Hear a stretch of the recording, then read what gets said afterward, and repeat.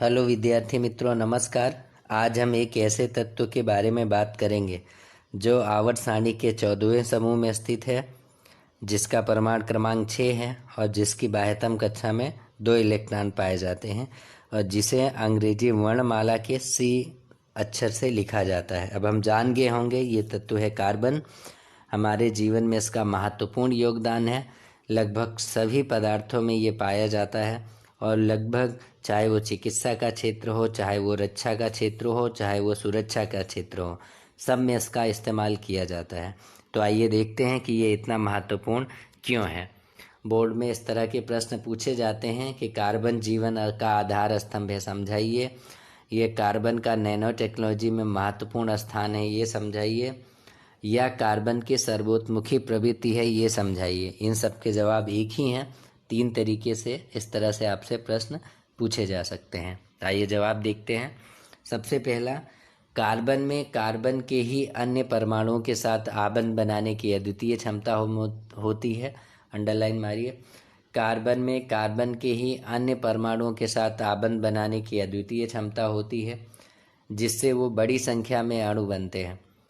Carbon के इस गुण को कैटेनेशन कहते हैं, यानी एक के बाद दो, दो के बाद तीन, इस तरह से श्रृंखलाओं में कार्बन के अणु जुड़ते हैं। ये श्रृंखला में भी हो सकते हैं, शाखाओं में हो सकते हैं और वलय के आकार में भी कार्बन के अणु जुड़ते हैं।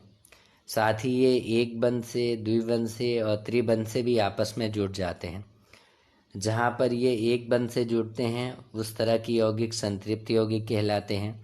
जहाँ पर ये द्वि या त्रिबंध के साथ जुड़ते हैं ऐसे यौगिक असंतृप्त यौगिक कहलाते हैं।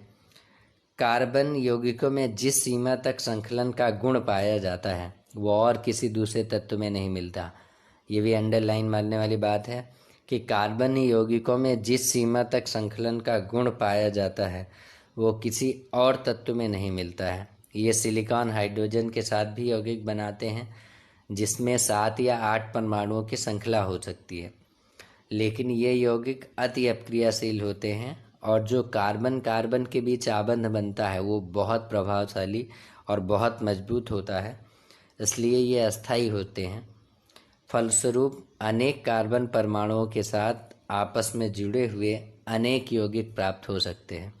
दूसरा इसका गुण देखेंगे कि चूंकि कार्बन की संयोजकता 4 होती है, अतः इसमें कार्बन के 4 अन्य परमाणुओं अथवा कुछ अन्य एक संयोजक तत्वों के परमाणु के साथ आबंधन की क्षमता होती है। Oxygen, hydrogen, nitrogen, sulphur, chlorine तथा अन्य तत्वों के साथ कार्बन की यौगिक बनते हैं।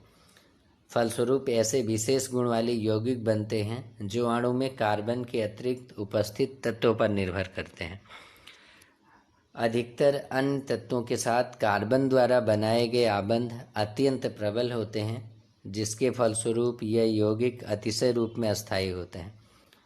कार्बन द्वारा प्रबल आबंधों के निर्माण का एक कारण इसका छोटा आकार भी है। इसके कारण इलेक्ट्रॉन के सहभागी युग्मों को नाभिक मजबूती से पकड़े रहता है। बड़े परमाणुओं वाले तत्वों से बने आबंध की तुलना में ये अत्यंत दुर्बल होते हैं। और अब हम फिर से एक बार देखेंगे कि कार्बन किसी भी तत्व के साथ आसानी से सहसंयोजक बंध बना लेता है।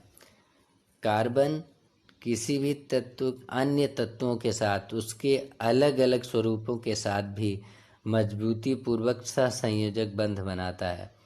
प्रकृति में दूसरा कोई ऐसा तत्व नहीं है जो इतनी आसानी से और इतनी सरलता से इस तरह से बंध बनाता हो। इसीलिए कार्बन का नैनो टेक्नोलॉजी में महत्वपूर्ण स्थान है। कार्बन की सर्वोत्मुखी प्रकृति है और कार्बन जीवन का आधार स्तंभ है। आज के टॉपिक में इतना ही। हमारे चैनल सर JK पांडे को सब्सक्राइब करना ना भूलें। वीडियो को लाइक और शेयर ज़रूर करें। Thank you so much. धन्यवाद।